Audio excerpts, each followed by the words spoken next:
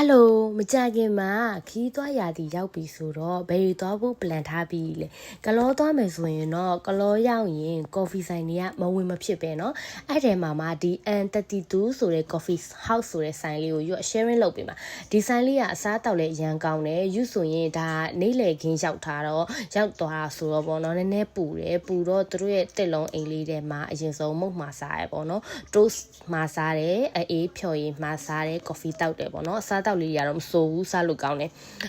ဒါကတော့ဆိုင်အပြင်ဘက်ဒီအပေါ်ထက်ကဖြူလေးပေါ့နော်အေးလေးတွေလည်းသူ့ဟာနဲ့သူမစိုးပါဘူးကောင်းတယ်အရင်စိုးရတယ်မပါဘူးပြီးရင်တော့ဒီဘက်ဟိုဘက်အချမ်းလေးကိုသွားပြီးတော့ဓာတ်ပုံရိုက်ဖို့လုပ်တယ်ပေါ့နော်ယူသွားတဲ့အချိန်ကမနက်ခင်းလည်းမဟုတ်ညနေခင်းလည်းမဟုတ်တာနေ့လေဘက်ကြီးဆိုတော့နေတော့ပူတယ်အဲ့တော့အကြံပေးချင်တာဒီဆိုင်လေးကိုသွားမယ်ဆိုရင်မနက်စောစောသွားရင်သွားမသွားရင်နေ့လေနေအေးမှလာပေါ့နော်ဒီဆိုင်လေးကနာမည်ကြီးอ่ะဘာလို့လဲဆိုတော့ဖြူအရန်လှတယ်အဲ့အပေါ်လေးမှာကြည့်လိုက်သူကအပြင်အဲ့ခုနကယူဆင်းလာတဲ့တင်လုံးအိမ်ကနေနောက်ထပ်အပြင်တစ်ဖက်မှာရှိတာပေါ့နော်မျက်စိတစ်စုံမှာတောင်နှန်းနေရဲ့အိမ်လှလေးတွေရဲ့တိမ်နေရဲ့ပေါ့နော်အရန်တော်တော်လှတယ်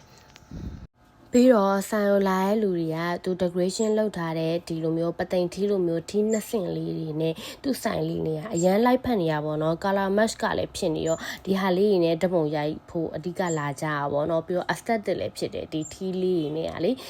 တခြား coffee ဆိုင်လေးတွေနဲ့မတူကလောမှရှိရပုံတော်တော်များများကဒီဟိုအလှဆင်ထားတာတွေရှိမယ်ပြီးပန်းတွေရှိမယ်ပေါ့နော်ဒီဆိုင်ရကြတော့အဲ့လိုမဟုတ်ဘူးတစ်မျိုးလေးစမ်းနေရပါတော့အားကြောင့်မို့လာကြတာများတယ်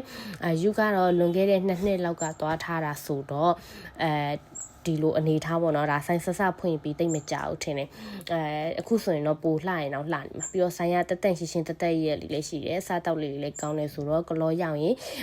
မဝင်မဖြစ်ဝင်ကြည့်ပေါ့နော်ကလောမှာ coffee ဆိုင်ရများတယ်ဆိုပေမဲ့အရန်လှတဲ့ဆိုင်ရခက်ရှာကိုပြီးတော့ဒီ spot လေးကအလှဆုံးပဲဟိုဘက်မှာဟိုဘက် view လေးရှိရဒီဘက် view လေးရှိရပေါ့နော်အဲ့နေ့ကဘိုက်ကအကိုကြီးတွေစိုက်ကယ်မောင်းနေတာတွေ့ရတယ်အဲ့ဒါတော့မှရိုက်ခဲ့သေးရဲ့သဘောကြလို့သူတို့အဲ့လိုဆိုတော့ကလောသားဖို့စီစဉ်ရှိရင်ဒီဆိုင်လေးကိုဝင်ကြည့်ကြတော့တတာ